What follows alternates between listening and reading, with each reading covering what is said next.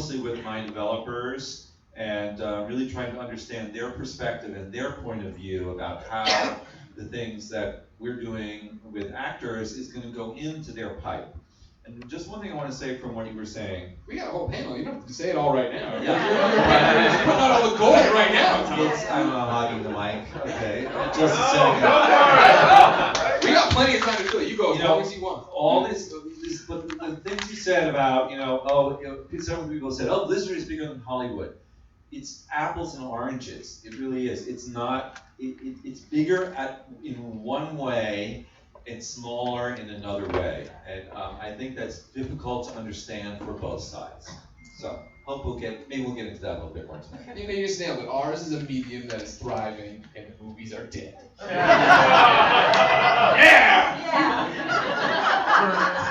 I like movies. I'm Willingham. I'm a voice actor, motion capture performer, sometimes horrible stunt performer. I fall well and horribly, and that's probably why they use me sometimes. I have received some of Tom Keegan's How to Talk to an Actor, which is usually with small words and very slowly. That's just me. I've been doing video games for like 7 or 8 years, I guess. There was an email that went out that had my name along with some of the credits that I was in. I was in almost none of those games, which was awesome. Yeah, those were your credits. But I have been in some great games. Halo 5, which is coming out this year. Battlefield Hardline. Murdered Soul Suspect. Murdered Soul Suspect. It did not do a lot. It's a lot. Some good games. Matt!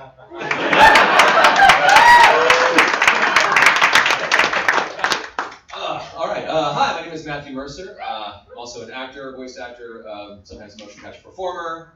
I've been working in this industry predominantly as a full-time job for about 7 or 8 years as well. Before that, I actually worked for 7 years on the dev side. Started in 2000, working also in children's entertainment. And before a time, Great Valley Racing Adventure still sticks with me. So worked through dev for many years, and then went into this career, and so it's kind of cool to have that perspective, at least going into this job, where I can understand how a lot of the assets and a lot of the things we provide for these games, how they would go into the development pipeline, and which teams work on which elements of it. So that's been a cool perspective. But worked on a bunch of fun titles, including this guy. Worked on their title. Evolve as Abe, worked on Resident Evil, Arkham Knight, which just came out recently, Warcraft, and Overwatch with this little lady over here, and a bunch of other fun stuff. So thanks for having me.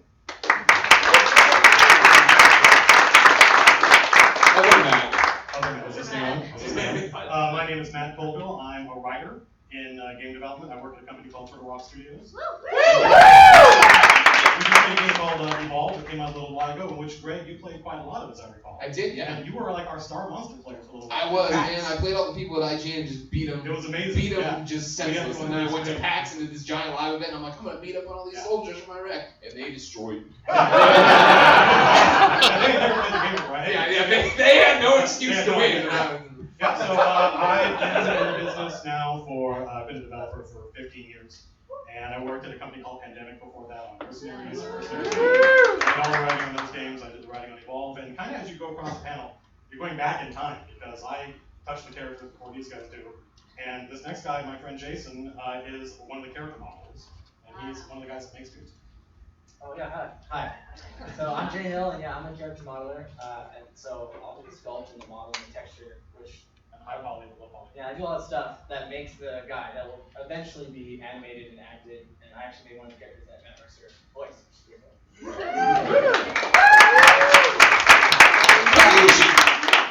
Collusion.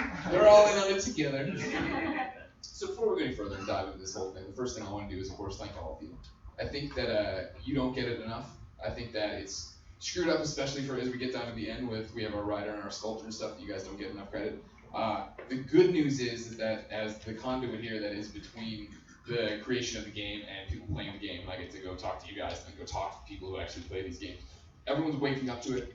It is a fact that I think the industry continues to evolve and age, which is the best part of it, right? Sure, yeah. We're still in our infancy of it right now. Like, I mean, you think about it, when I was a kid, like, I didn't know who was making my games. I didn't care who was making my games. And for a long time, it started so slowly, I think, when we get to where we're talking about acting and actors and mocap, that for a long time you didn't think about who played the characters in your game anymore.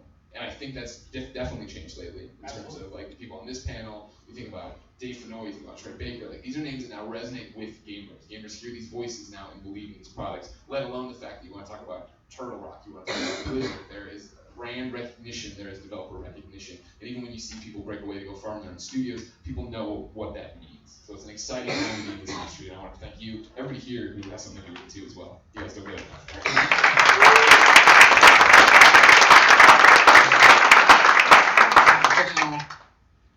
Matt, TJ, down here. You talked about this a little bit, right? There's all this stuff here, T-Hub, over here.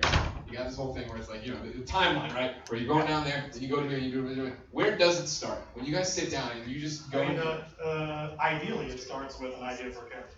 And in the best scenarios, that idea comes from talking to people on the team, and if the game is live, Evolve is live. So we develop a character based on what we think the people playing the game want. And then the next thing that happens, and this is zeitgeist at the studio. Sure. Like people want a young male hero, okay. And then a concept artist who's like an illustrator, he'll draw the character, and that's a highly iterative process. And when that's solid, Jay makes that do.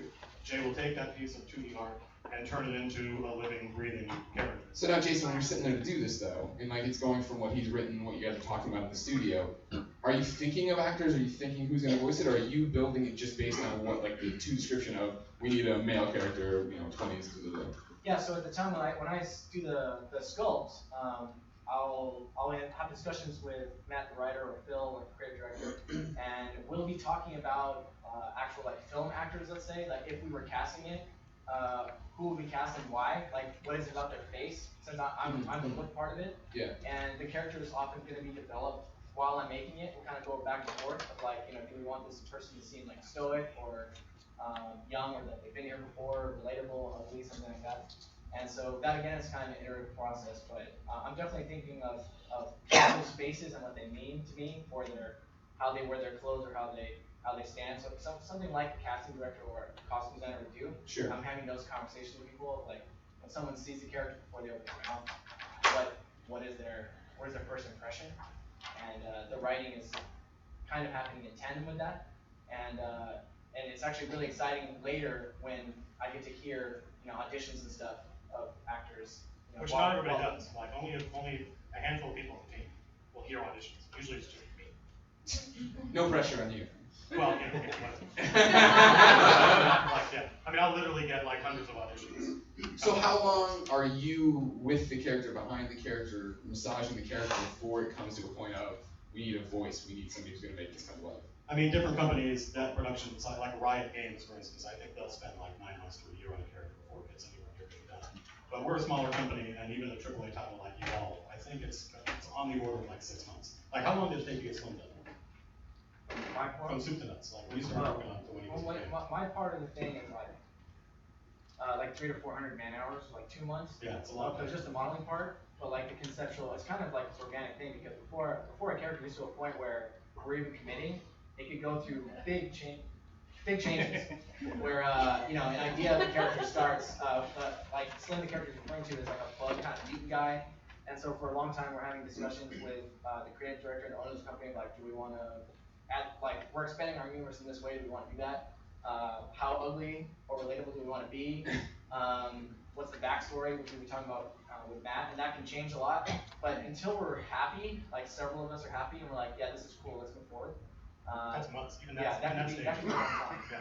And then after I model it, then it goes to animators, which that's going to take a really long time. So each kind of stage is building upon the blocks of set last, and it's this chorus or orchestra of people that are passionate about certain things, that when it's all done, you have this character that's pretty special, because so many people spend so much time on the different aspects that it comes together as one thing.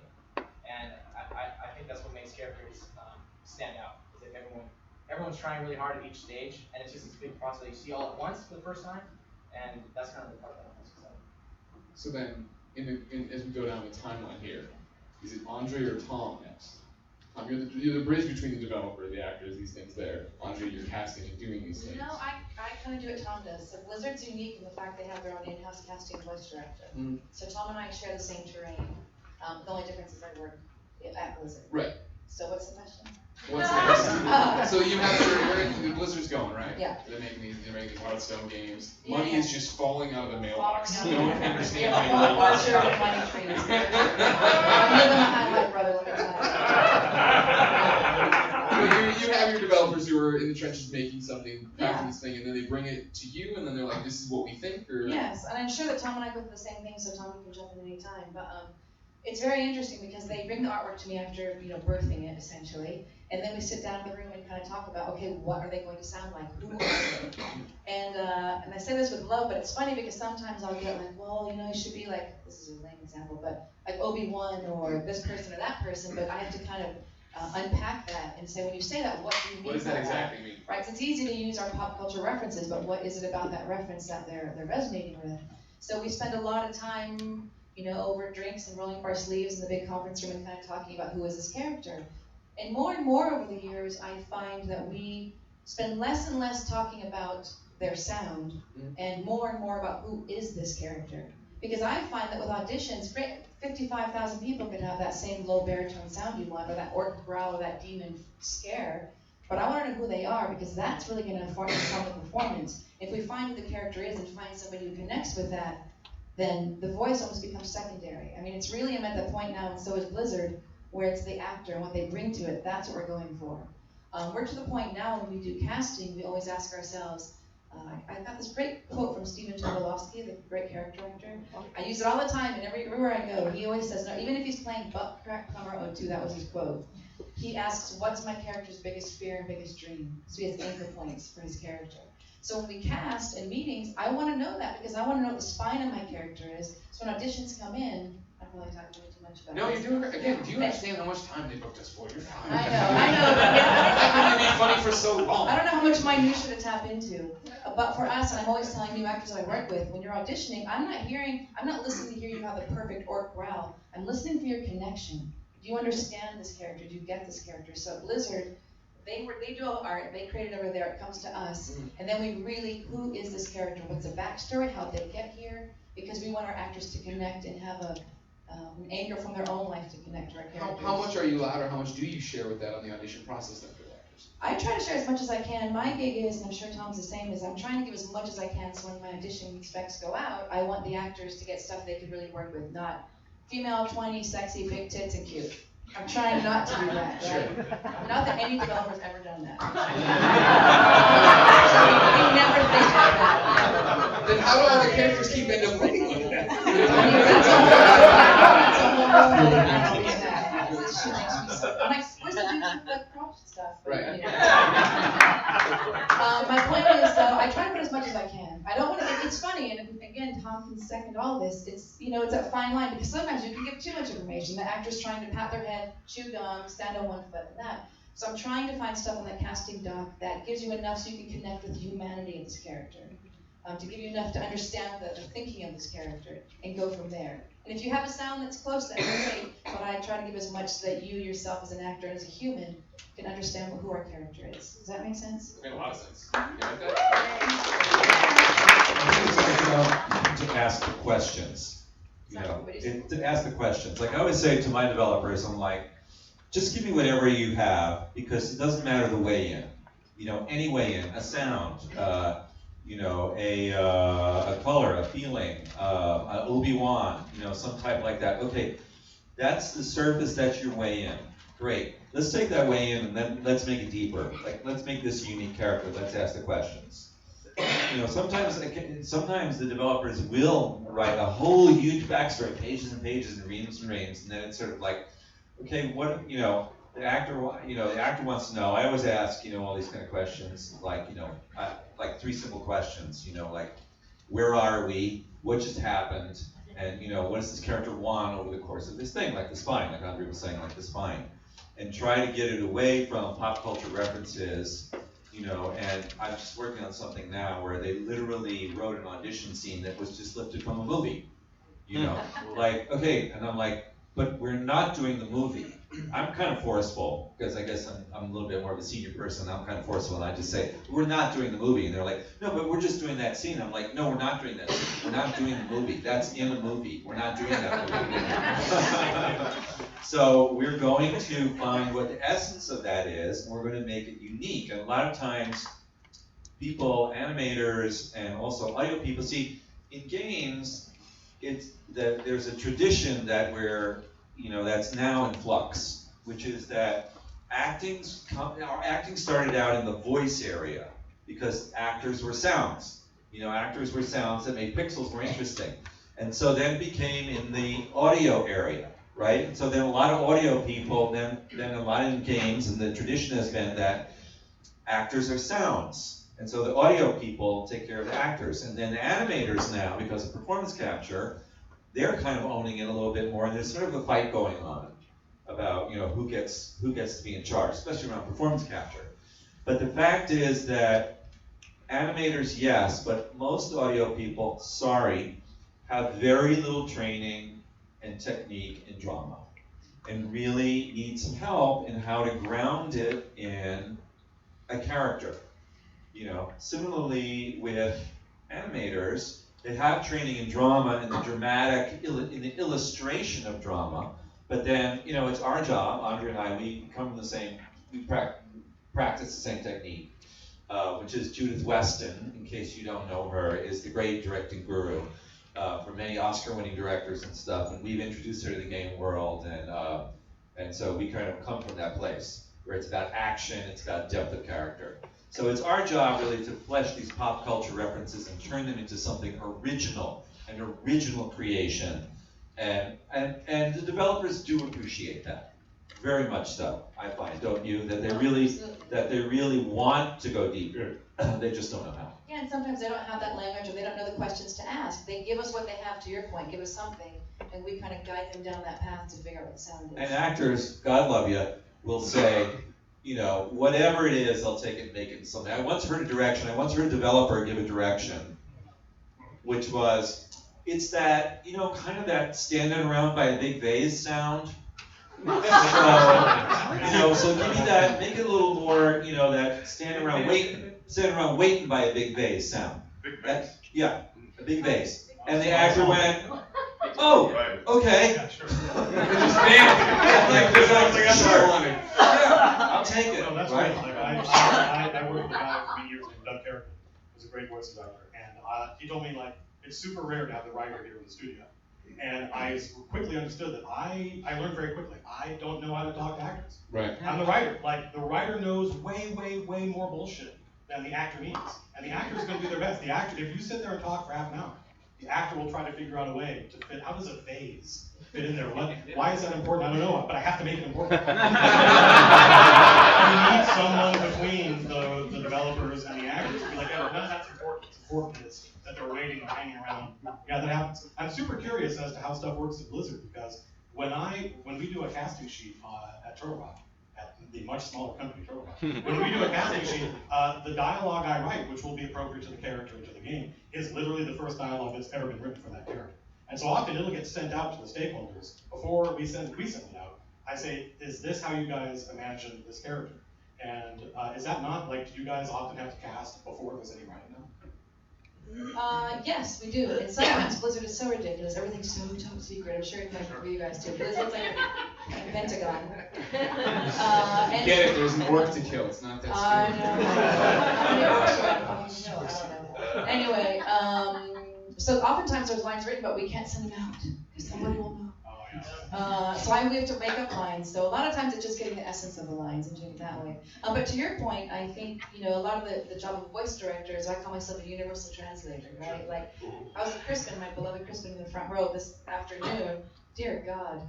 Because we get blah, blah, blah, blah, blah, blah. No offense to the writer. Let me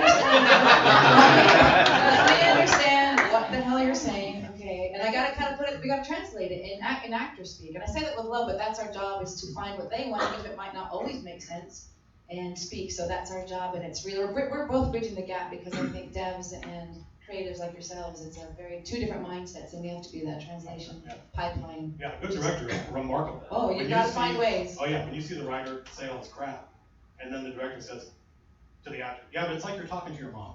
I'm like, wow, yeah, that's basic.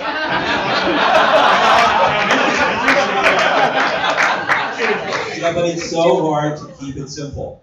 It really is. That's the art. It's to keep it simple. But so I'm casting something right now, and the script has not been written, but scenes have been written. And I'll say to people, I'm like, just write some scenes, because if you write scenes, they don't have to be in it. They don't have to be in it. Just because it's like an off-camera. It's like rehearse the scene. Then in a way, but the thing is that developers need to remember is that those scenes, it becomes like a pentimento, that is, it's like where layers of paint bleed through other layers of paint. And whenever you're communicating with the actor, with the audition materials you send out, you're introducing them to your project. And that's your first communication to them. And that is going to linger forever in the actor's mind as how you wanted the character. And so if you auditioned a moody Southerner, who wants to be a hero, and then at the last minute you change it to, a likable guy with a fun-loving, quality, the actor's going to have a really hard time dropping the pentimento of, that moody Southern guy. And but it is a useful exploration. Audition materials are a useful exploration, even if they never get in. I'll tell you, it's really, from my end, I don't know what it's like for you guys, but there are a lot of firewalls that I assume exist for a reason between me and the actors. So I'll get an audition in, I'll get like 200 auditions, and the actor gave me exactly what I asked for, like nailed it, right on the head. It's eerie, but in the process of having heard all the other actors, what I want has changed. And I'm like, I really wish I could just go to this person who nailed it and say, okay, but can you just a little like this? But I can't. I have no mechanism with which just to go right to the actor and say, hey, It's the that's what audition the collaboration process. is. That's what the process. Yeah, for us. Yes, the audition process is often a process of discovering the character you think you want. That happens so often. You must find that too. I've auditioned, everybody in a whole type of thing, and then they go like, oh, you know what? We didn't want that. There is a mechanism. It's called a callback. There's no time. You need it out. I am sure. But you're no longer right for it. No. You grossly underestimate, you overestimate how much we know about your process. As the developer, there's like a wall here. And I don't get to talk to them. I don't even know who their agents are. I talk to a guy in a publisher, right? Blizzard is kind of unique in that they don't have, they're their own thing. I talk to somebody at a publisher, and they have their own casting guy, and there's all these, we're making choices. Terrible. Right, we're the ones that are choosing who we want, it's our property. Yeah, you got to change that. You gotta hire Tom Okay, I'll do Higgins. that. You gotta hire Tom Higgins right You now. got to do that. Yeah, that would be great. In fact, we have made now for Evolve, we've made almost 20 characters, and we have gotten better at it over time. The characters that are the most recent are much better. They look better, they have better personalities, they're better acted, and that's because I know him better. Yeah, no, that's fine. We, Abe is one of my favorite characters. Abe is one of my favorite characters, and one of the most popular. But I know Jay a lot better now. I know these people I've worked with. We are collaborators, we sit next to each other, and that firewall that exists between us and the actors is where the collaborative process breaks down. Because it's like, wow, I've seen these guys make incredible choices in the booth, and if they knew more earlier and could be part of that process, then the characters would be radically better. Travis, where does that leave you? You gotta find a way to fix that. Sorry. You need somebody like a Tom, because you're hindering yourself. You need somebody. Yeah, but you guys are the exception. It's like George Lucas, right, where he says the best way to get what you want is just to be grossly successful, right? And have a ridiculous amount of power and money. But for those the people in the You can't cut out the trenches, middleman and get Tom? no, that's not up to us. Tom. We are the people who make the games Yeah. are hired guns from the publisher. Could you have negotiated a better contract in your contract? Well, in my experience as a lawyer, I will say, I have no idea. Everything can be negotiated, I'm sure. But again, that's the people doing the negotiating don't even know that there's a writer that sits over there in the corner that's like, wow, it'd be a lot easier if. Right? So now you This got- is very much And more you don't know disseminated. what you don't know. Yeah. Correct. And it doesn't have to be like that, so you know Well, that it doesn't have to be No, like that. absolutely not. And there are places like Naughty Dog, right, where those guys They are in a different world. So I'm working for the same filter too, and it's the same in certain parts of the studios. Well, I mean, it's a big company, right? And there's like, of the 400 people that work there, there are 2, maybe, that know the agents and stuff like that. The producers love Yeah, I mean, it's, yeah, there's a lot of. America wants to point out that we're live streaming, just so everybody knows. That's, hey, how's it going? Just in case. That's No, all. I mean, this is a Just well, in case. this is a well, like, if you're one of Your the employers are workers, listening. all this stuff is well known. Like, we are very much like an assembly line, right? And that can. So for you guys then, for Turtle Rock, for Evolve, it goes that you guys you build the characters, you've written the characters, you do this, and then you're passing it off to your publisher? No, the publisher actually, we work with 2K, and they have been incredibly helpful and useful in getting us, like, that's why I get 200 auditions. Gotcha. Right? Because we said we want this. But they're like, okay, now pick somebody.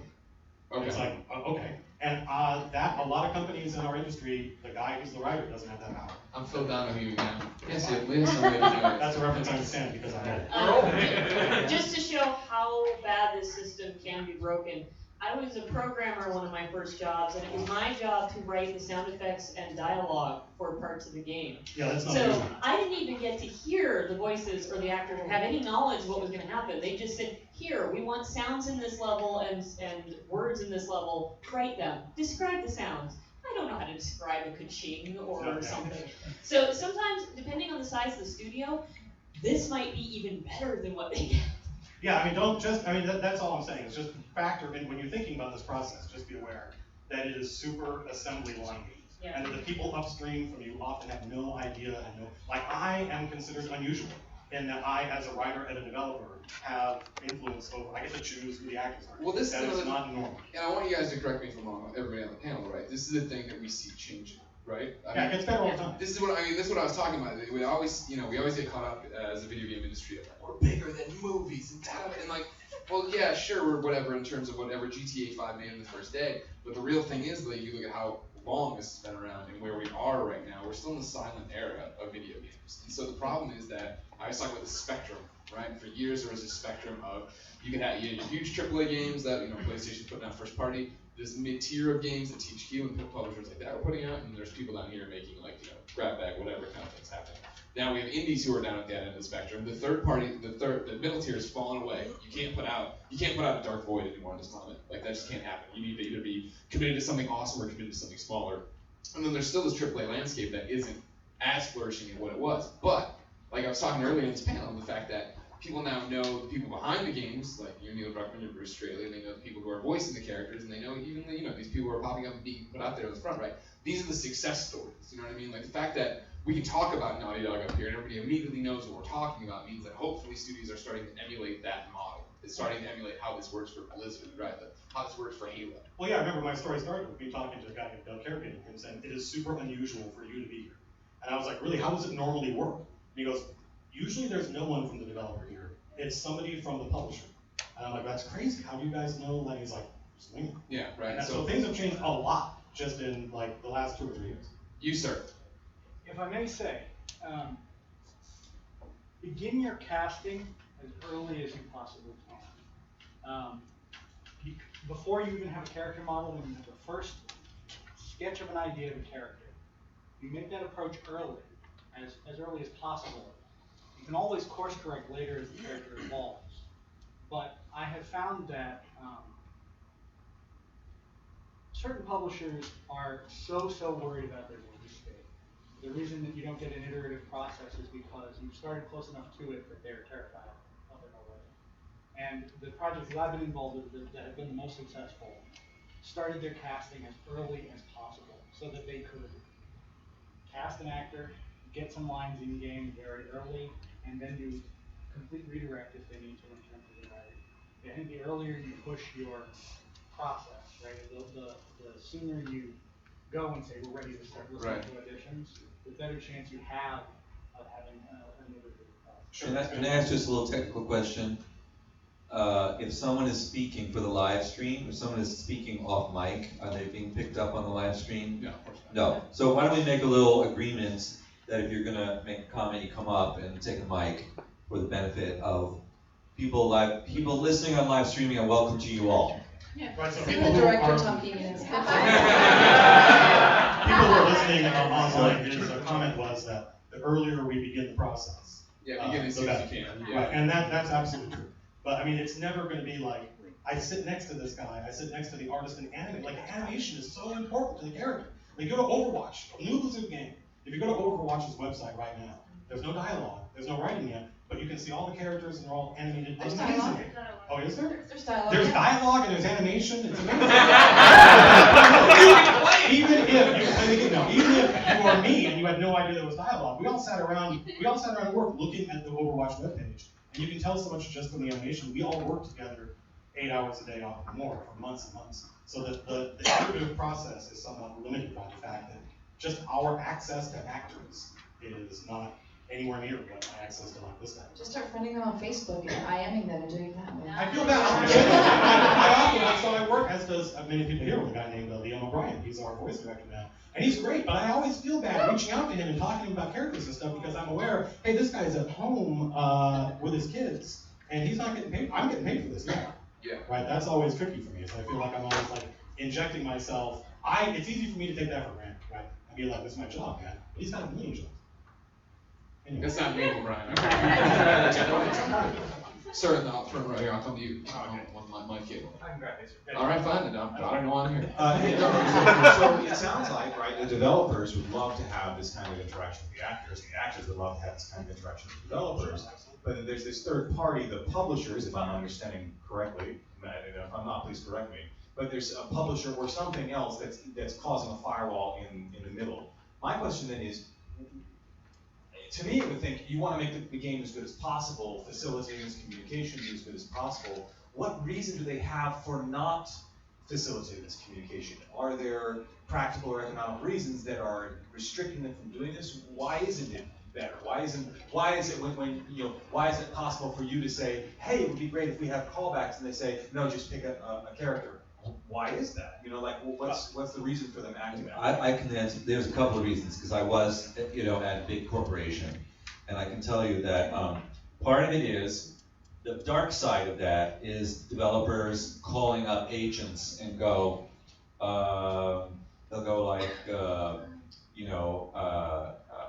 how much is Kevin Spacey? They'll call up Crispin Freeman, who they worked with, and they'll go, oh, Crispin, come on in, and blah, blah, blah, and then they have to get the agent involved, and then they just say, it has to do with, it's a very complicated process because of the publishers' relationships with the union and with the agencies. And you start fucking that up, and then it gets really, really messy.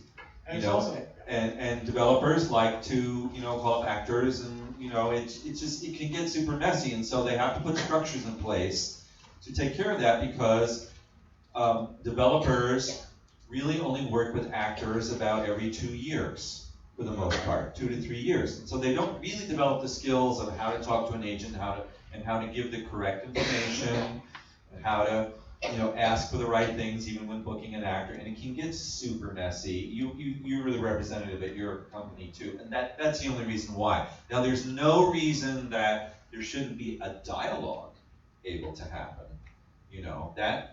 There's no reason for that. That's really, that's where you guys have to press your publisher Sure. And I guarantee for better quality.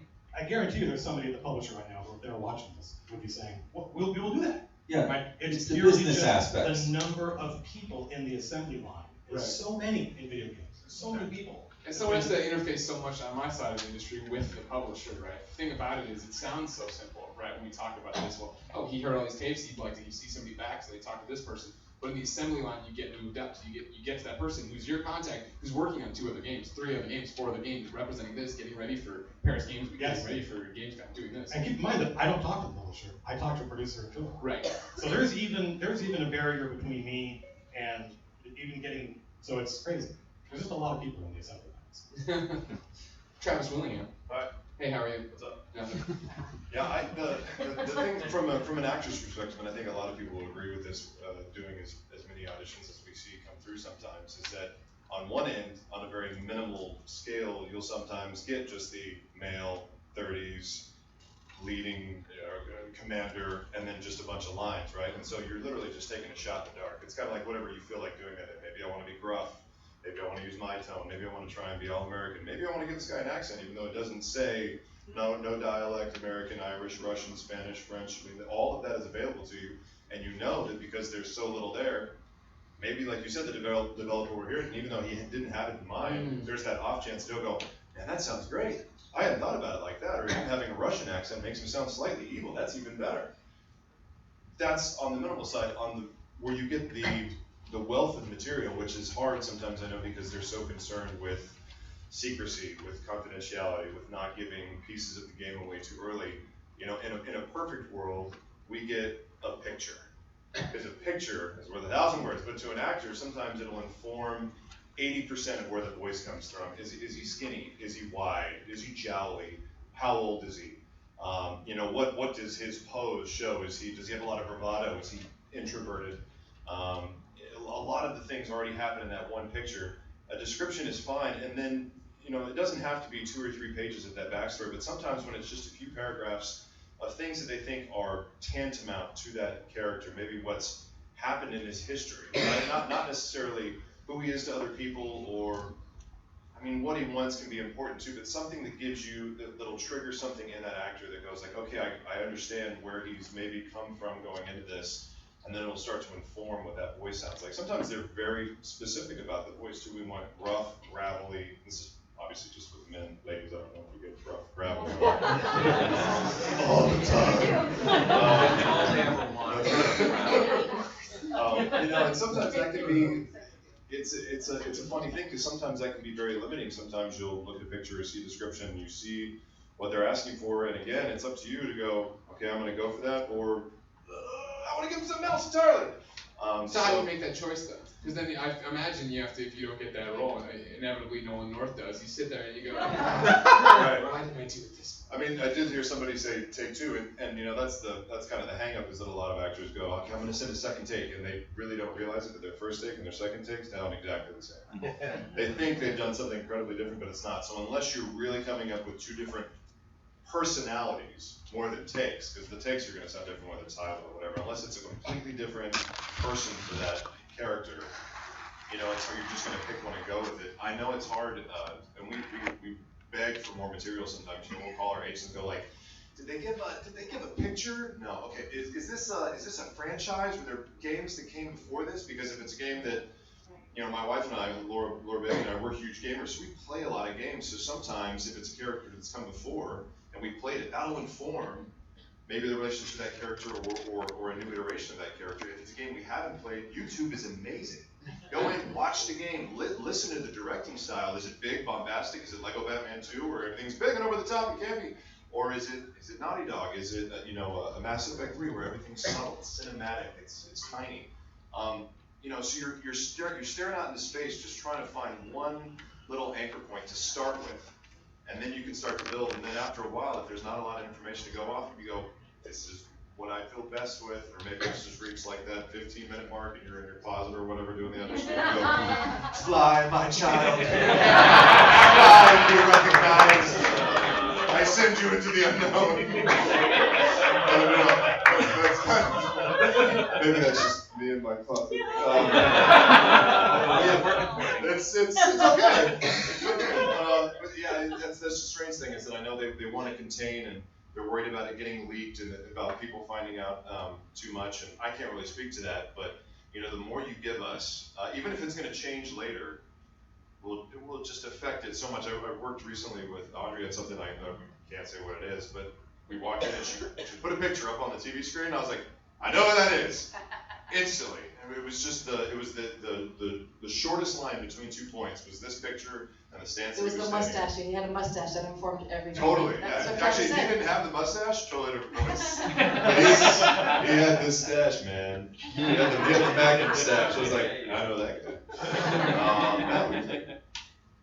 Jeez, you didn't leave me much to talk about.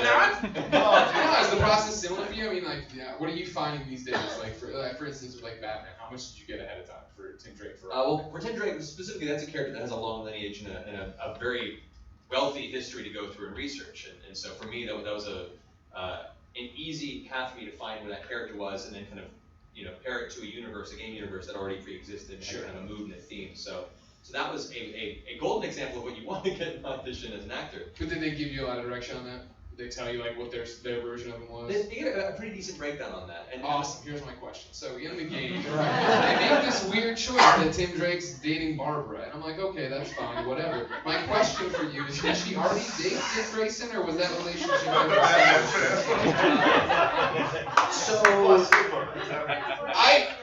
because then it got of course yesterday they released the new Nightwing DLC, and Alfred says the newlyweds are happy, and Dick goes pass them along, or Dick goes pass along, and I'm like, but did he not go to the wedding because he'd already had a relationship with Barbara? Well, because via many theories, such as the arrow of time theory, space is not a linear line, and there are multiple different dimensions that could coexist. This is a separate dimension in which Tim Drake snagged up Barbara. Okay. And they're happily married, and poor Grayson's just sitting there in a new outfit. Did Grayson ever date Barbara? That would be a question probably for the studio. Hey! That was not given to me as an actor. Someone get the publisher on the line, I want to know.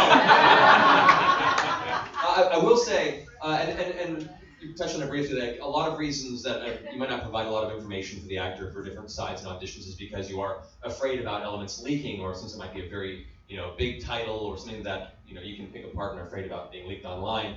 There have been a number of projects where they've taken the same essence of the character, or they've done enough research and put enough thought into this character's personality, their history, their drive, their reasons for being this character, that they can still convey that in the audition sides, but completely change the dressing around it. I've had a title last year that I auditioned for and got to work with one of the individuals in this room on. And the audition side was like super crazy space adventure, fighting space orcs and colonizing distant planets. When in it was nothing like that, but the character was still the same. Persona 4 dancing all night. That's the one. But yeah, so it was really cool to see that. While I was surprised when I walked in and went, oh, it's not like this at all.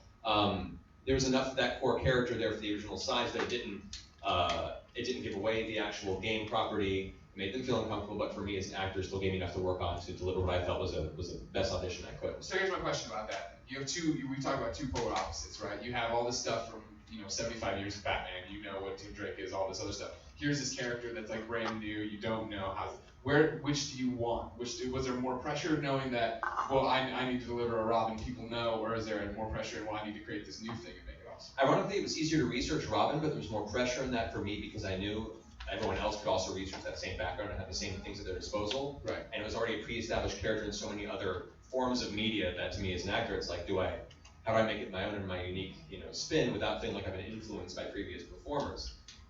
So that was the challenge there. When you don't have that to rely on for you as a performer is when you have the chance to really create, like you said, out of nothing. You're there in a void. You have the information that's given to you.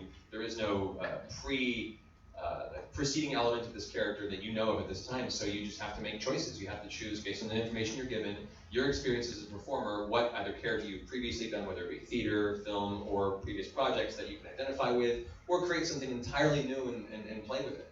And so, I mean, that's it.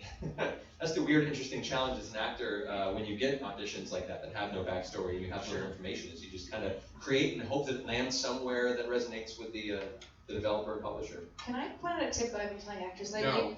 Thank you. I'm gonna ignore you. Just like my girlfriend. Travis, how you said some actors submit 2 reads and they're the exact same thing. One thing I do like is I think all of us, from you guys down there, me and Tom, we go through a lot of auditions, thousands and thousands. And I tell people, if you have an urge to give me one straight American and one Russian, I like a table of contents at the beginning of your audition. Seriously, because I'm going through so much. Go, hey, who does this all the time is Jim Cummings, a fabulous Jim Cummings. So I'm going to give you this, but a take 2 is going to be this. If I hear your table of contents, if you give me what you think is the typical American general, but you go, but I'm going to try this crazy Russian accent out. When I get an audition, I know what you're doing, and I'm going to listen all the way through. If I've got auditions that have 5 or 6 takes in them, and I don't know what they are, what the differences are. So lately I tell people, if you've got a second idea, tell me what it is in the beginning in the audition when you record, so I know what's going on and I can fast forward to that. So I really appreciate that. I don't know about you guys, Tom, but I'm gonna write that down. It really helps me. So. America. Yeah. You've been quiet up here. I want to talk to you. How does it work? You introduced that you do so much for do stuff, but you're mocap. That's what you. So what does that mean for everyone here? How does mocap auditioning work? How does that work to get that part of the game? It's kind of a different world. There are some motion capture auditions that you go on, and it's much more like theater. So I've actually helped run a number of sessions for motion capture, and they bring in a lot of film and television actors who are brilliant with their face, but don't do anything with their body, and they'll sit there and read their sides because they've been taught to hold your sides. And when you're going into audition for motion capture, it's theater. You want to use your whole body. You want to act with your entire body. You're not miming. You're not saying, "Oh gosh, look at the time. I have to go."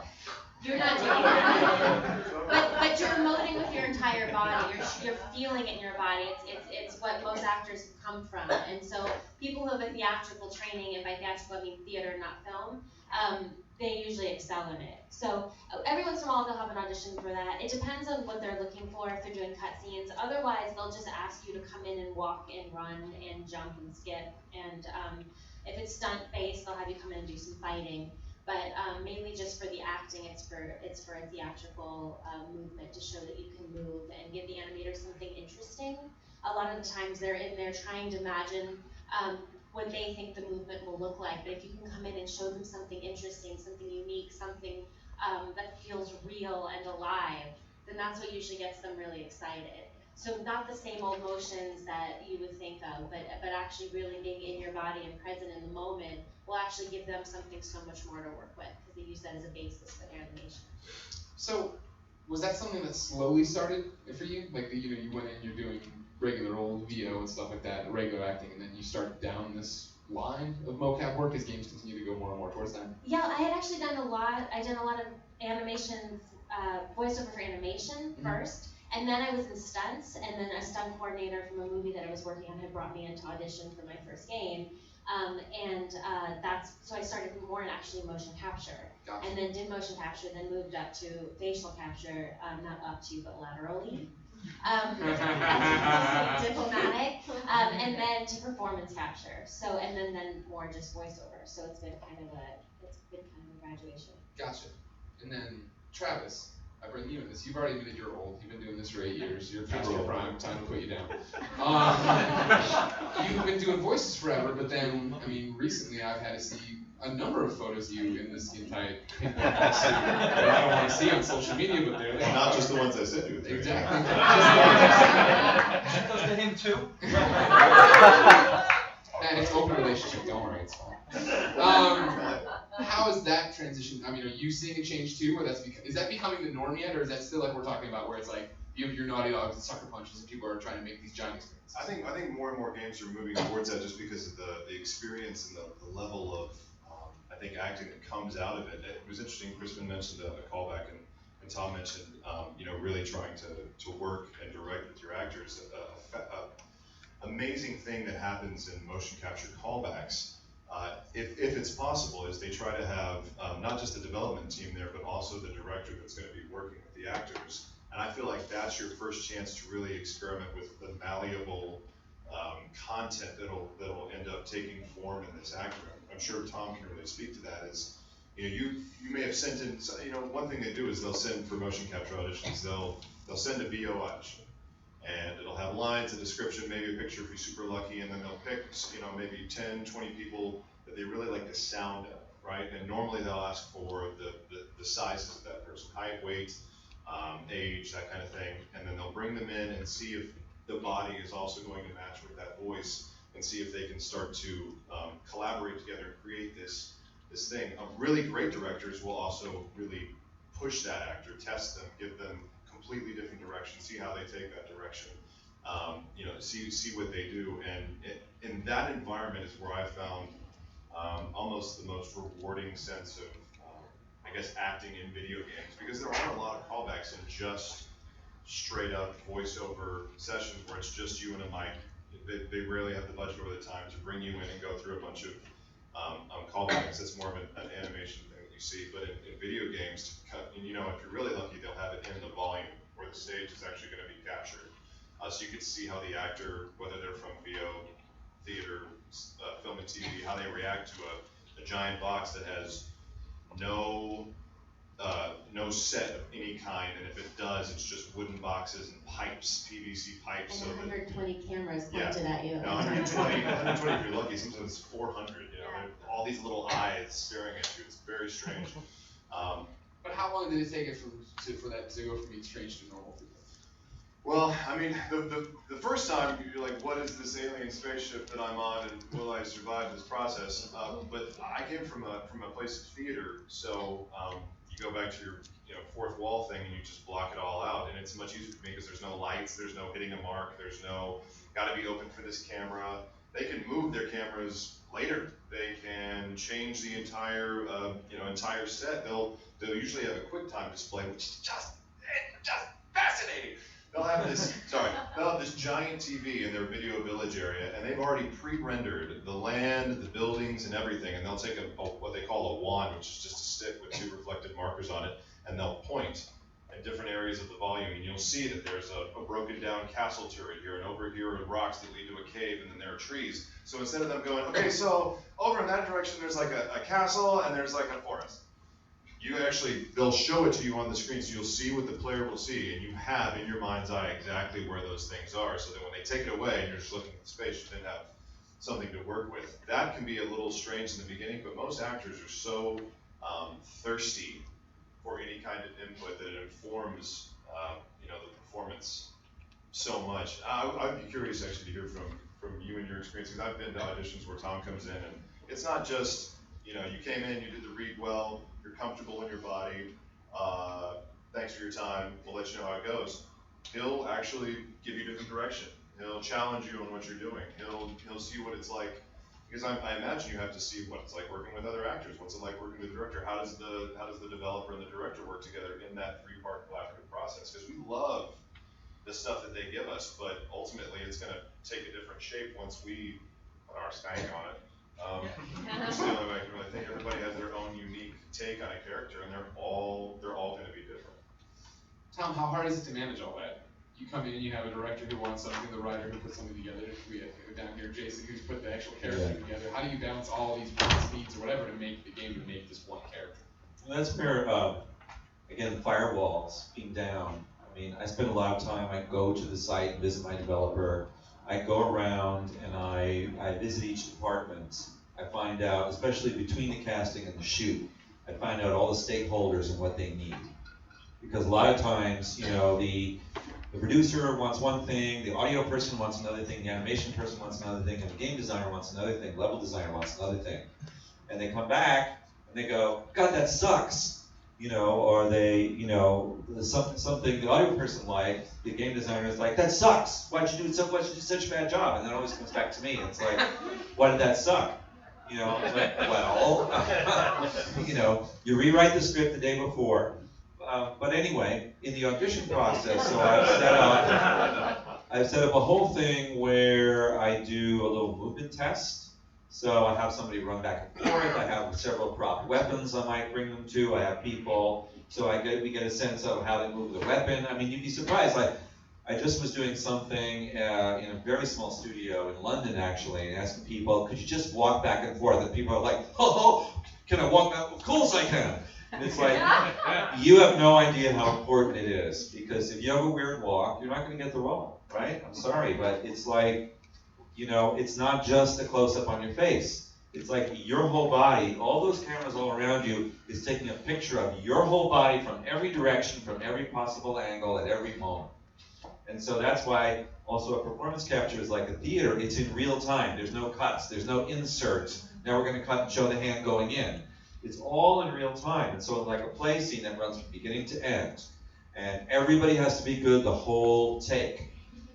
So I mean, it's really bad. I just did something where we had this very, very dialogue-heavy scene. These characters had a long drinking scene. They get drunk, and the whole scene, and there was one guy, had one line towards the end of the scene. Guess what?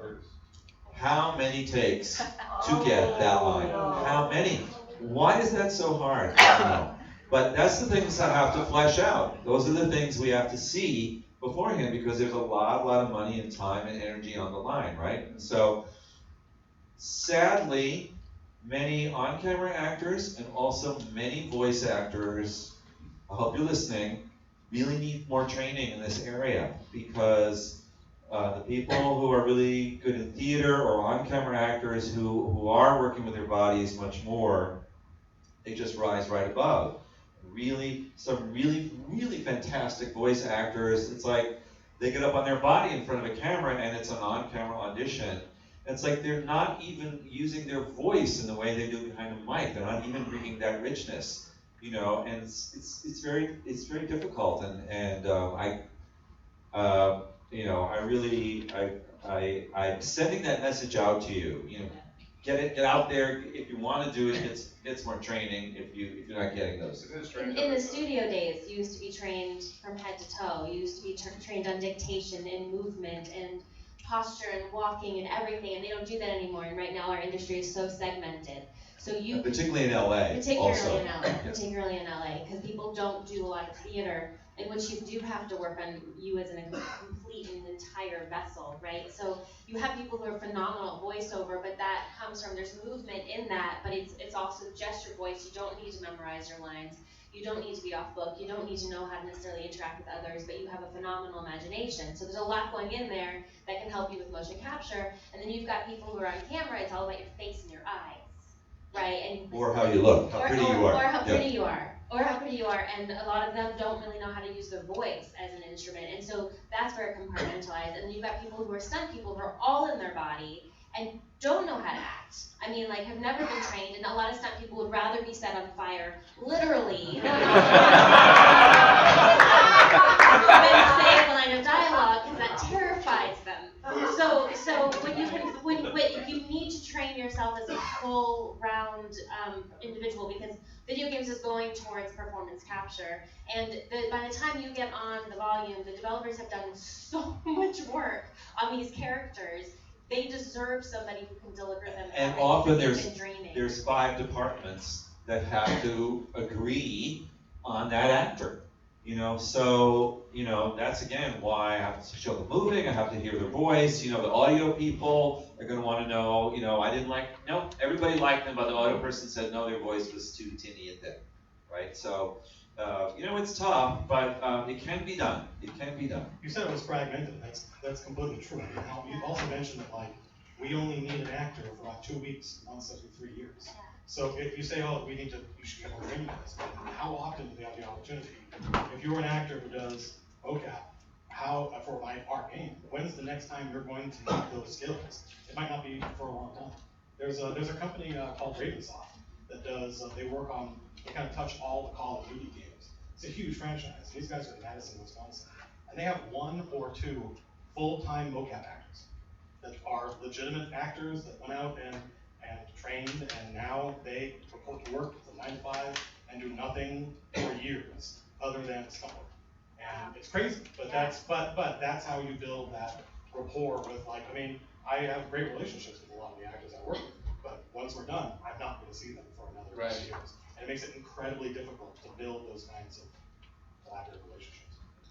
It is kind of interesting because you mentioned it'll be a couple of years before you see, for actors, this is just my opinion, it's important to maintain, I'm going to get the quote wrong, but to maintain a state of prepared alertness, and so that you'll be ready to go immediately, whether that's, if you don't consider yourself an incredibly athletic person, it's up to you to go out there and either study some form of martial arts, or maybe take up weightlifting or something that'll just cause you to move your body in a way that you don't in a booth. It's so strange seeing film and TV people that come into a VO session. I'm sure a lot of you have seen it.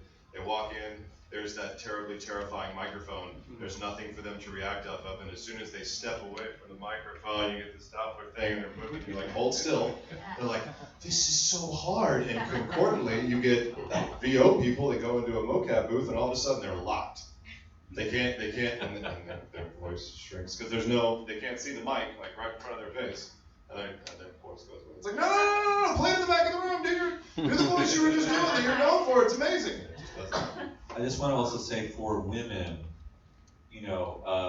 many women have not gotten great roles because they're just doing yoga or dance, and they look too dancey or yoga-y. So if you want to work in games, do a martial arts, do some kickboxing or fighting, something a little more, that punches, a little edgier, really helps. And really, if you can do it and get good at it, there's really very few. You don't have a lot of competition who are good actors and have a good voice. So, you know, if you do that, I think it gives you a fighting chance. The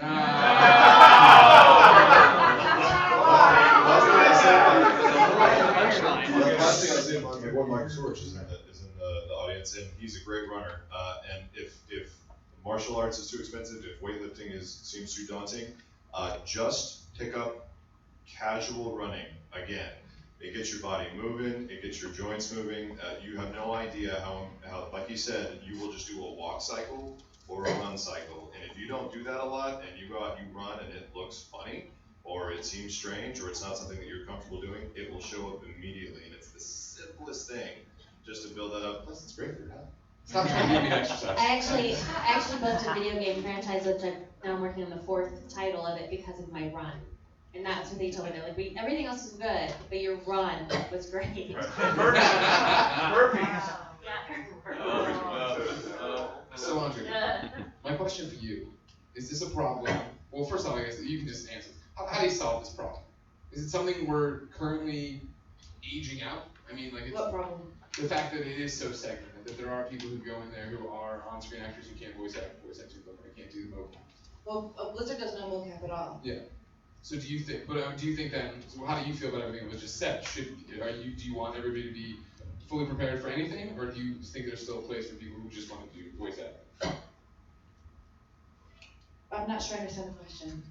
So just do that. No, are you saying that I need actors to be prepared for anything when they come in? I'm so sorry. I just. I'm stupid. It's not you. It's totally me. My question is, we're talking over here. Travis Willingham, I want everybody to be in a constant state of readiness. I want militia. That's hey, everybody, go work out. Do you assign that that's a principle people should be doing? Okay, so you're not even talking mocap, just in general. Right.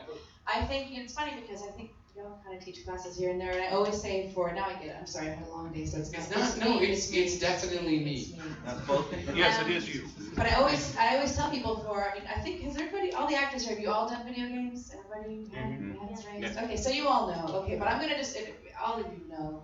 God, all of my greatest hits are here. But I'm just gonna say for those perhaps who maybe don't do so much work, to answer your question, I really feel if you're gonna be in video games, you have oftentimes, and you guys can attest to this, you have no idea what you're walking into. You might know the lead role, but we need incidental roles as well, or maybe you don't even know what you're coming in for because I just love you and I go, bring that person in. In which case, I always tell people, and I think all of you are experienced, so I don't even know if you need this information, but I'll give it to you anyway. I always tell people to have a toolbox ready because you're going to walk in that door for video games, especially for fantasy video games, which is what Blizzard more or less specializes in. And you'll be asked to be all kinds of weird, non-humanoid creatures. So the more prepared you are, I always think of voice actors having a toolbox, all kinds of accents, all kinds of ages, all kinds of deliveries. And so I'll tell you, I need you to be I had to tell somebody, I had to tell Frank Welker this, which was, you are a nuclear plant the size of a AA battery in the body of a fake dragon. Go. Of course, Frank killed it. But it was amazing. But my point, I only bring that up because things like that will happen. Right. And you've got to be prepared. You've got to go, great, I've got this voice, I've got this accent, I've got this age, I'm going to combine them together and I'm going to see what happens. So I always rely on these amazing actors to bring in their toolbox of possibility. Because for video games especially, you are really going to have no idea what you're walking into. We rarely give you the scripts ahead of time. You rarely know anything ahead of time. You just got to show up and deliver and put your assets together and see what comes out. So I really need massive creativity and imagination and playfulness. Openness. Does that answer the question? That nailed it. I'd like to throw out a question, kind of taking off what she said. So I want to throw out a question to the panel. Do you, and particularly the actors, do you think you can do too many video games? And do you think there are people too well known in video games and who are being bypassed because you're too associated with a role, even things that we never thought would happen? Do you think that's starting to happen in video games? I would say that we're just starting to get to the point where there are examples of that happening. I don't know if that's going to be an ongoing trend. I think that's going to fall more into the realm of elements of the industry pushing towards performance capture, which is not just the voice, where it's easier to masquerade yourself through just a change in vocal texture, or where we're starting to go in, it's our full body, it's our faces scanned into it. It's actually And your us. look too. Yeah, it's all of us on there, and there's only so many ways you can resell that in a game. In film, we have a little more leeway because that's just what we've expected from the medium. But from games, there's an expectation of continuous variety, and I think we're starting to see that happen. Nolan had it happen a few years ago, and he's coming back. Good on him. He was the first actor to really start that kind of actor fatigue feel hit the industry, and it was unfortunate. It had nothing to do with him. It was just a circumstance where he had a lot of the same type of character in a row that all released at the same time. Nolan North, you're talking about the actor who stars in the Uncharted series. Yes, Sorry, yes. people listening don't know. Yes, thank you very much. So I think we're starting to see instances where that can happen. I don't foresee it being, a mass scale thing where all actors need to run outside and be like, oh my God, this guy is falling. But it is a concern we have to consider going forward because when it comes to full scale performance capture, it is us on there, and that commodity does have a shelf life the more that it's put out there back to back. As an outsider, somebody who just consumes the games you all make and star in, I feel the concern more is, and this is not throwing stones at anybody, so everybody calm down. Everybody immediately calm down. Is people being lazy. I feel Nolan's a great example. I feel Troy's a great example. Troy Baker, The Last of Us, all those different things, right? Where these are guys who are pulled into roles and do the voice. Do your voice, you know what I mean? And I have an ear for Nolan North. I was playing Mafia 2. I jumped up on the sidewalk. I was like, hey, motherfucker. I was like, oh, no. But there was like, David in The Last of Us doesn't sound like Nolan North. Penguin in Arkham Knight, or the Arkham series, doesn't sound like Nolan North. Troy is the same way. When Joel in The Last of Us does not sound like Troy Baker. Joker does not sound, you know what I mean? It's one of those things where when Nolan was getting burned out, and people were like, oh, good, Nolan's in another game. Let's make a big joke about it on Kotaku, right? The problem was that he's only being offered these roles like that.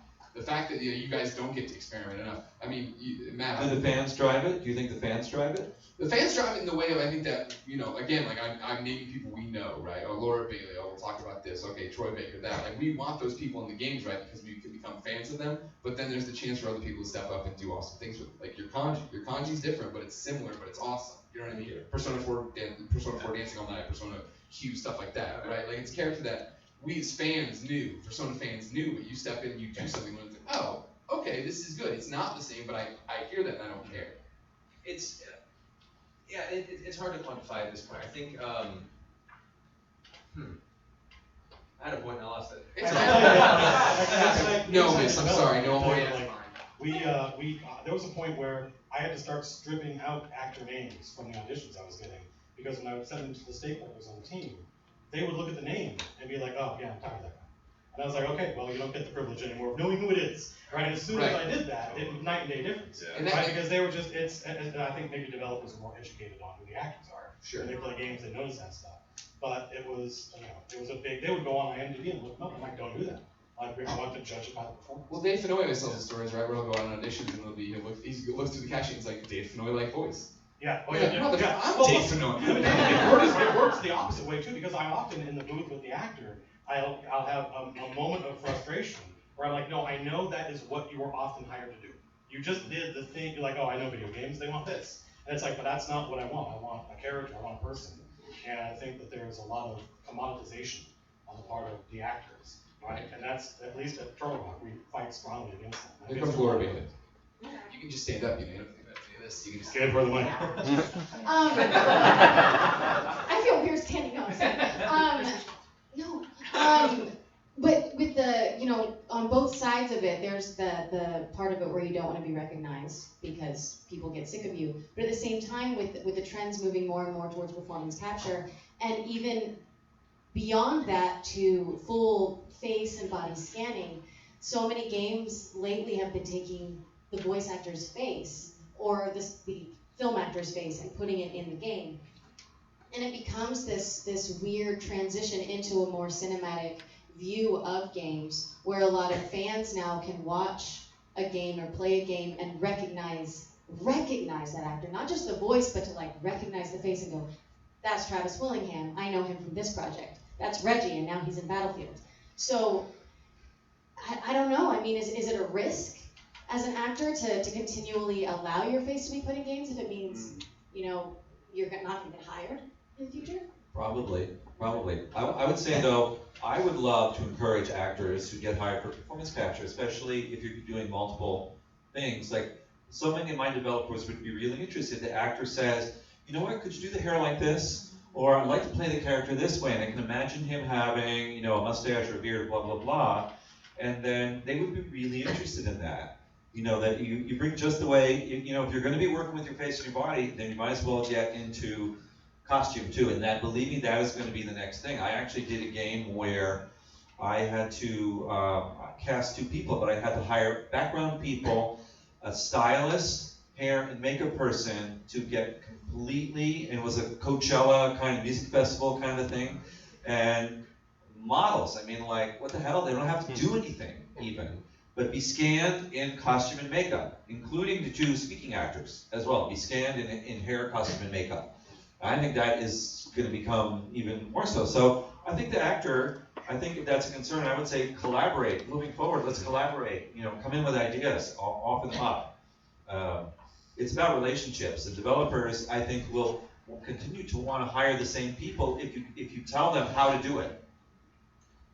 Mr. Mercer, do you have something? I just want to comment on that. That's a wonderful thing, and that would be very, very welcome in processes going forward. So to say what you were saying earlier about it being a lazy developer thing, I don't think that's to do with laziness more than it is just trends that occur naturally in design. You know, that was a period of time in which there was that kind of every guy, I want a 25 to 28-year-old with a shaved head. Exactly. He's my protagonist. Put him on the front of the box. Yeah. If he angry. And that's not going to go away. That one in particular. That's just the mainstay. But we're also seeing, if E3 this year was any indicator, we're seeing now this new trend of a variety of different protagonists. Actually, this year had an explosion of very unique, interesting female protagonists, which was wonderful. And so that goes back to the question of what you're saying, is it on the fans to demand more, right? And it is. And you've seen that, right? Yeah. You've seen fans saying, hip to the game of why is it always this white guy with a shaved head on the cover of the box? You know what I mean? What is happening? Where does it go from there? Yeah.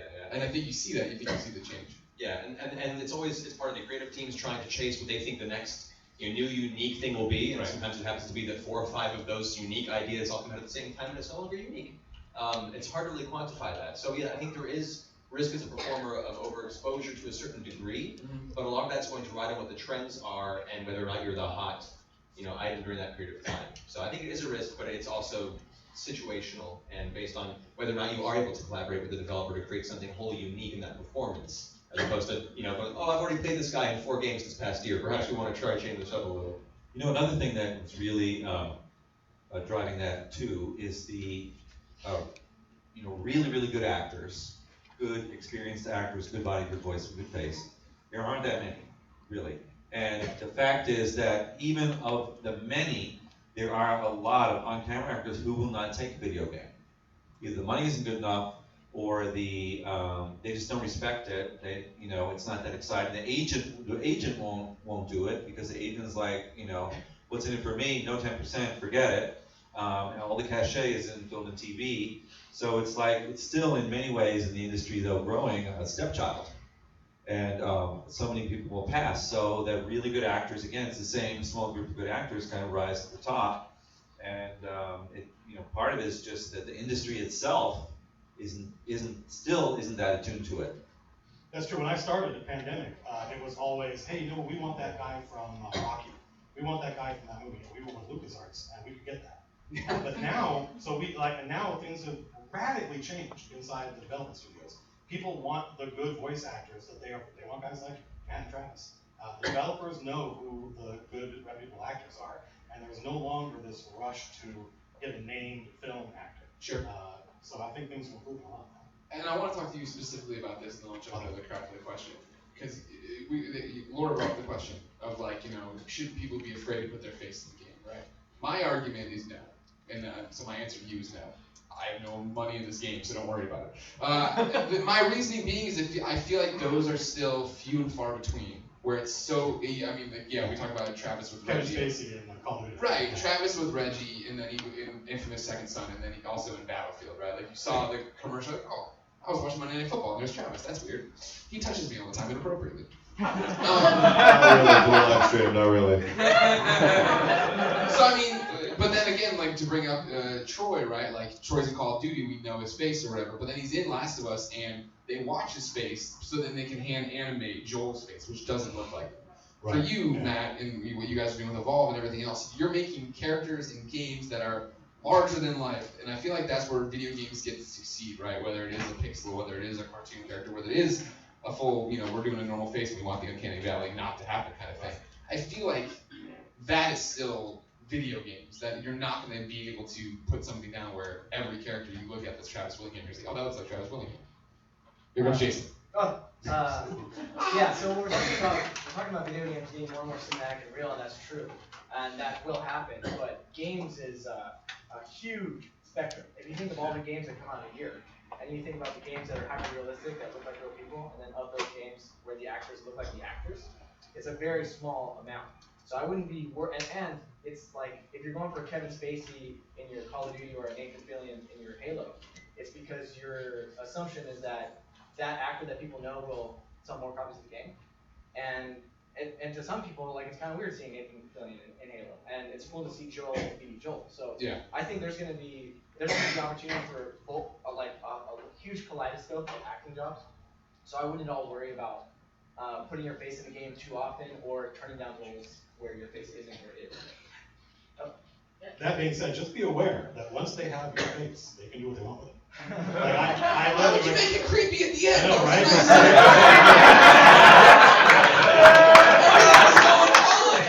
My friend who is one of the technical animators at Arkansas, and he literally is on IM being like, you should see what I'm doing with Kevin Spacey's face right now. That's crazy. But the fact remains that, like, once they've captured it, they can give it whatever expression they want, right? And so there's always this one step removed quality. To be fair, it couldn't be anything worse than what Kevin Spacey had probably already done with his own face. I think about that. Now I'm spitting off to the audience to this lovely young lady. It's spilled on you. There's been a lot of talk recently in the voiceover industry and the acting on-camera industry about social media affecting casting.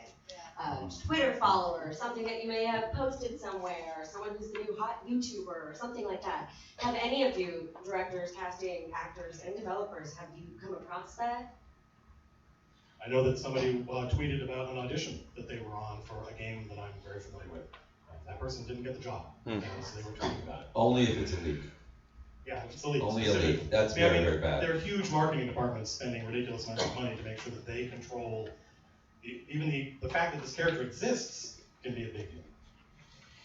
Yeah, the holy NDA is something I think most people understand. Like, don't take a picture of it, don't tweet it, don't talk about it to a friend that could accidentally be misheard on a phone call. I mean, those sorts of things will end up messing you up. I have heard of instances where games will find some very passionate tweets objectionable. Maybe it's bringing too much attention to an actor, which could then bring too much attention to a project. I can't say that happens all the time or even that often, but I've heard of it in the past. So I think you just have to be careful because you are marketing, just from the acting side, you are marketing yourself.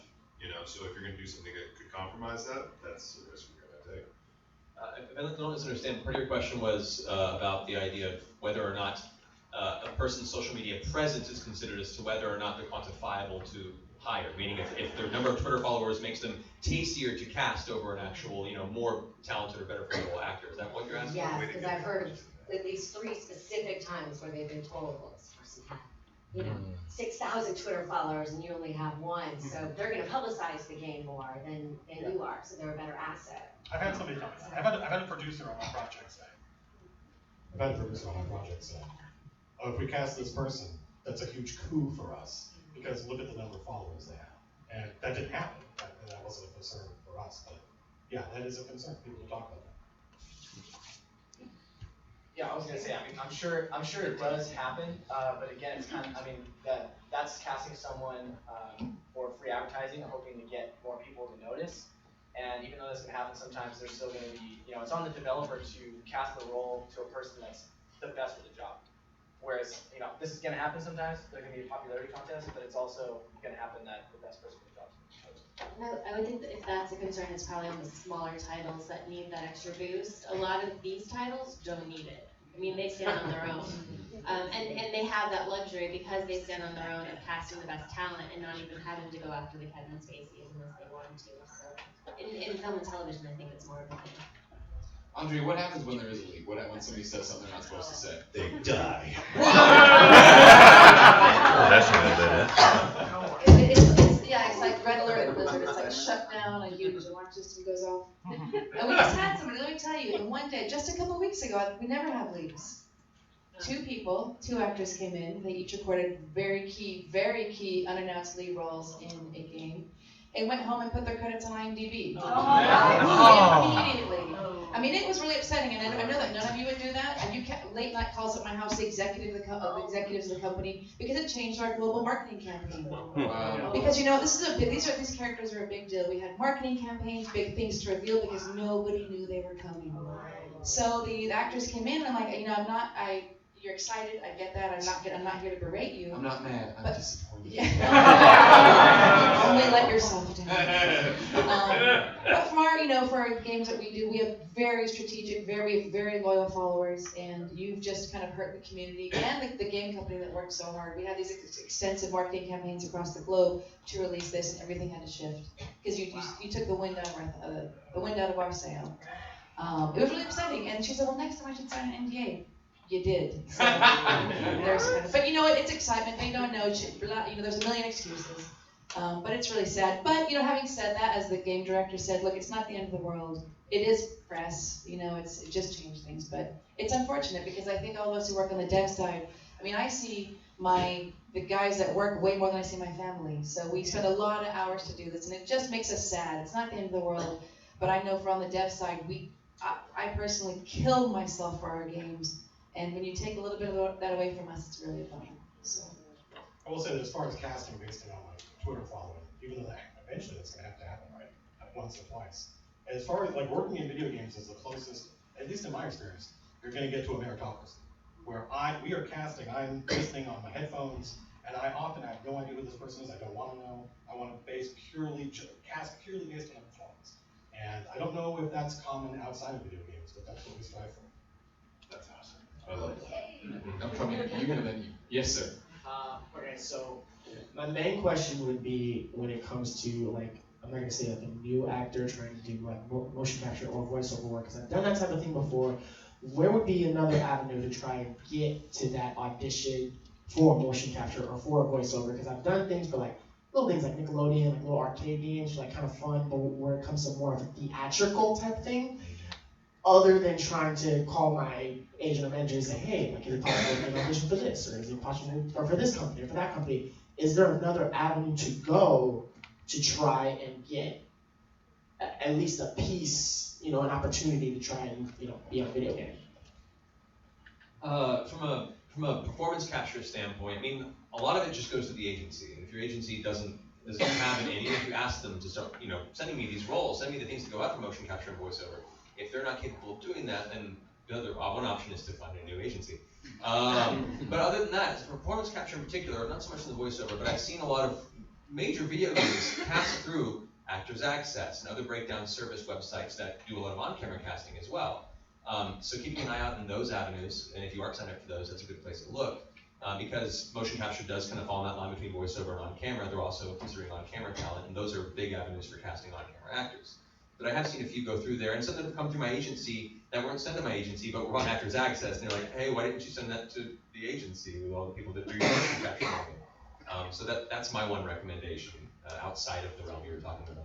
I also would suggest, I think, classes Tom does, I'm not sure who else does, there's a lot of video game people that teach classes at a place, especially called Voice Actors Network.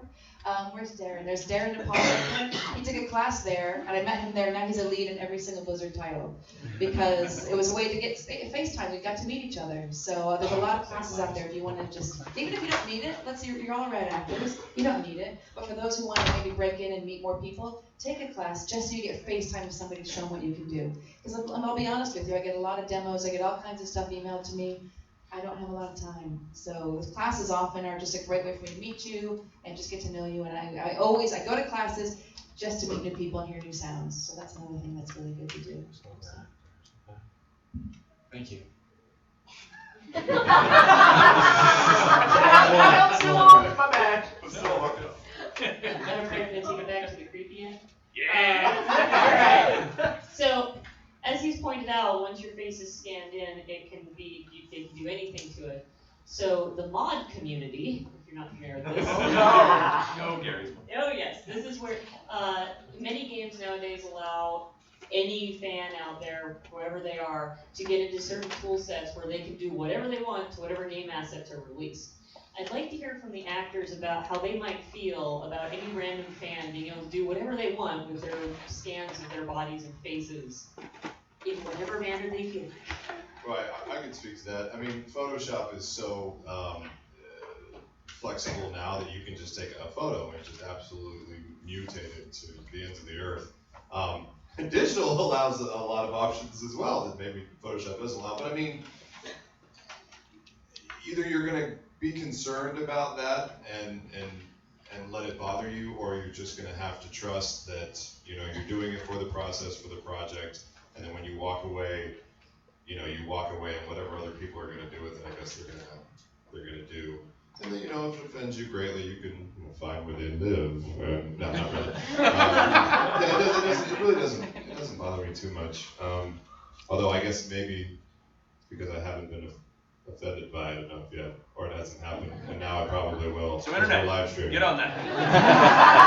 I didn't know that was a thing, but I've been in a Conan video game, so I'm pretty sure whatever they would have done, I've already done. So they don't necessarily even need to mod it, they can just go play that game. And every female is topless in that game. Every single one. So, I mean, it's been... But that's the one you got because you walk, right? Right,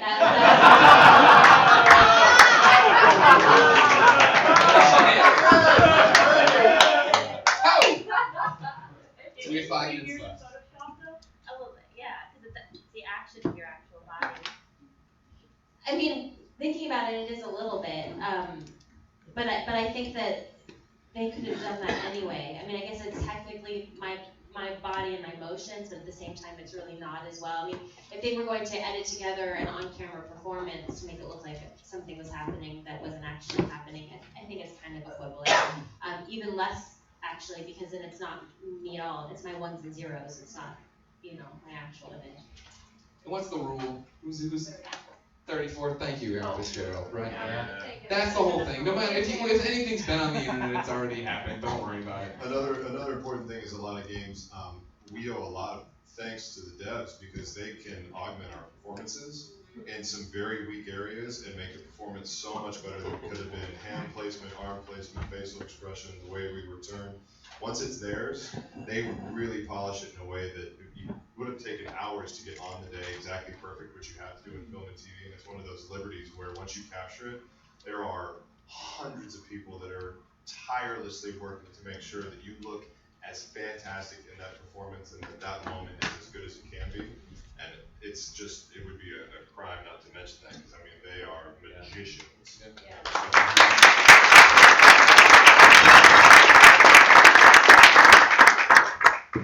I do have, it is a huge issue actually, and I've struggled on a number of games with trying to get the release right for the likeness look, because my developers are concerned that if they scan an actor's face, that costs upwards of $50,000 to $100,000 to make that model, okay? And if the actor, this sort of kind of gets into some of the issues, maybe contract issues that are coming up. If the actor decides they're not going to do the next game, or they're not going to do the sequel, or they're not going to do something, and they've invested all this money, then they want to have the right to use the look of the character that they've developed based on the person again. So I've argued with them, but would you want to do that? I mean, would you want to give your likeness away like that? And some people go, no, of course I wouldn't. But they're actors, right? So of course, that should be part of it.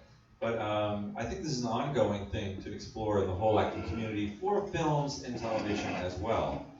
Is that is the right to your look? And I'm also say to my developers, but okay, so let's say we have to cast another person in the role for whatever reason. Don't we want it to look like that new person? Just like, and then there's like quirks among video gamers where it's like, they'll say, no, of course not. I want Bane to always look like Bane, because it becomes associated, that actor's look becomes associated. But at the same time, one of the beauties of performance capture is the same actor is doing, the movement and the word. Now, if you take the face, if you put a different face on that, it's just very complex, very, very complex. I don't know what the answer is. The answer is licensed Doctor Who and call it a regeneration. All right, we're wrapping this panel up, guys. Hey guys, what I want you to do, I'm gonna start with you, Jason. So you got to think on your feet real quick, right? Oh no. I want you to say the one thing you wish the other side of the equation knew. We're talking all about collaboration, right? So you're on the dev side. What do you wish actor performance side knew? I agreed with being able to get an image. I model the character based on a concept image, and like you said, it's worth 1,000 words. You can have so many discussions, conversations that way. I think it would be great if they could see the character and maybe a little one-sentence description. Sometimes though, when we're not so sure about the character, we'll intentionally not send along what we're thinking right now. So you're letting them do your homework for you. Pretty much. When we cast a wide net, we know he's a rebel or a rogue or he used to be a bad guy or something, but we're not exactly sure. Like say we have a lot of gravelly tone voices already, and we don't really know. We know that we want to. I love you, Jason. I don't think you understand how microphone works. Oh. Say we have a lot of gravelly tone voices already in the game, and we're not exactly sure what else we want, but we still want to be roguey or something. We'll try to feed along some stuff without dictating the performance, and then as you were speaking about earlier, if an actor is trying different things and we cast a wide net, then we kind of get choices presented to us that we weren't so sure of. But if we are very clear on what we want up front, that we know kind of specifically what we want, then being able to send them a concept art would be the most beneficial. Great. Matt. Yeah, I think from my end, like the best, I would say don't be afraid to take chances in the audition, right? Like you would be surprised at how giving us, like I said, if you give us exactly what we asked for sometimes, I've just heard 300 of that. And it's the person who really did something creative and I didn't expect that blows me away. And I often wish I could communicate to the sitting there listening, I'm like, I wish I could talk to this actor and be like, I just take chances because they often pay off. Other Matt. I'll take other Matt.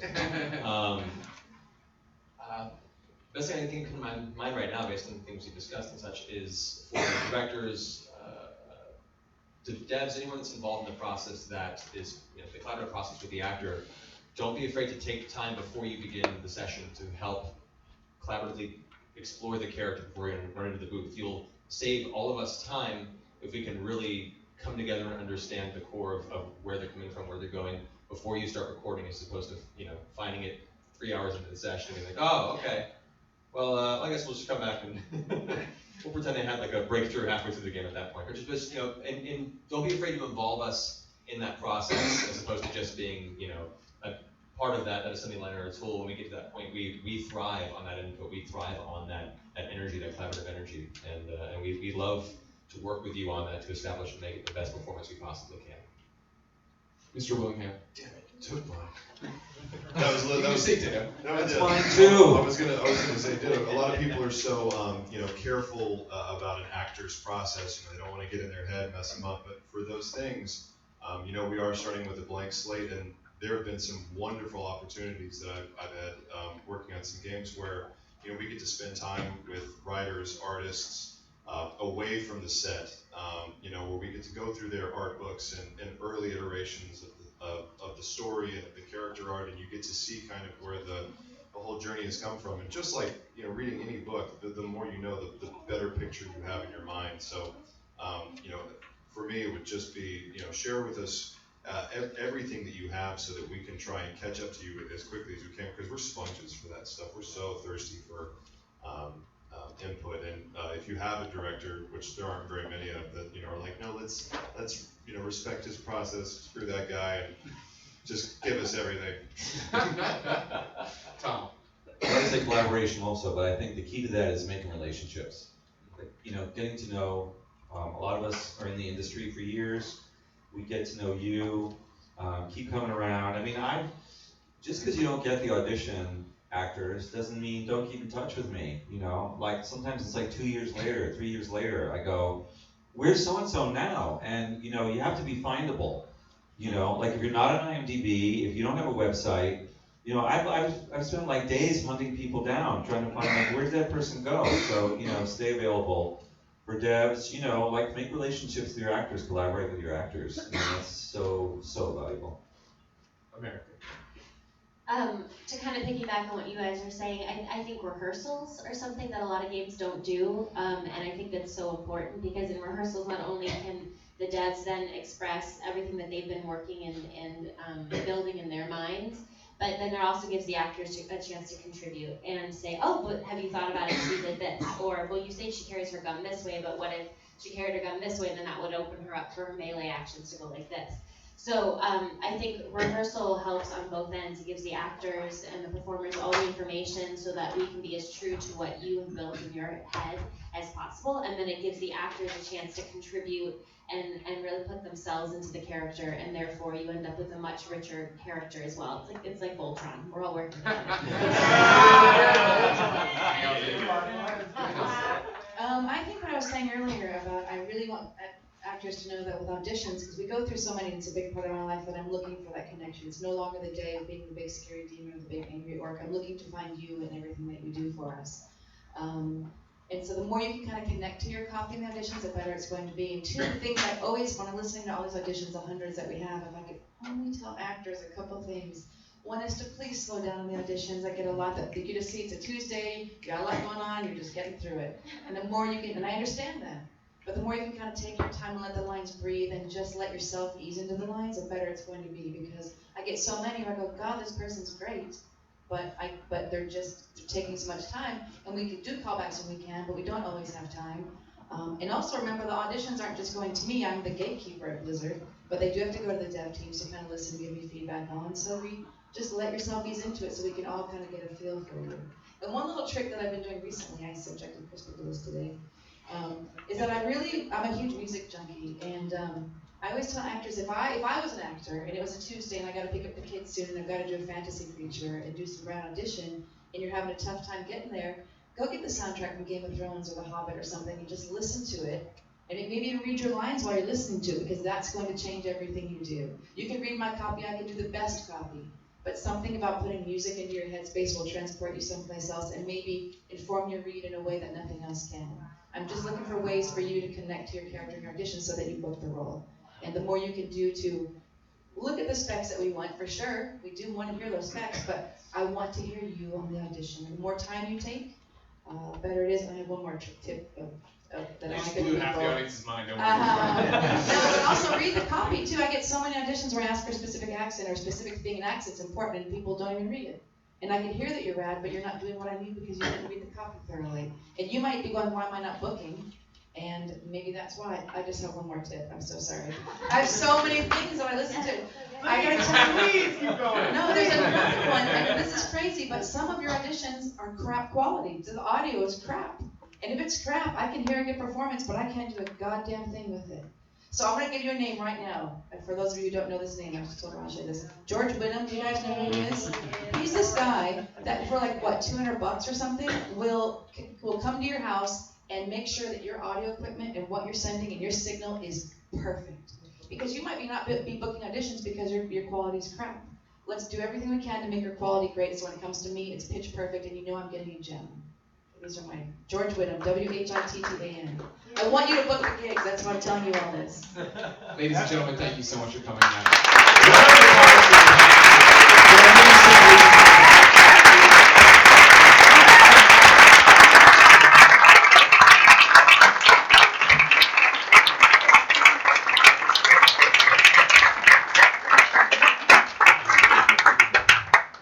Thanks for coming, everybody. We have some refreshments in the back and also some snacks.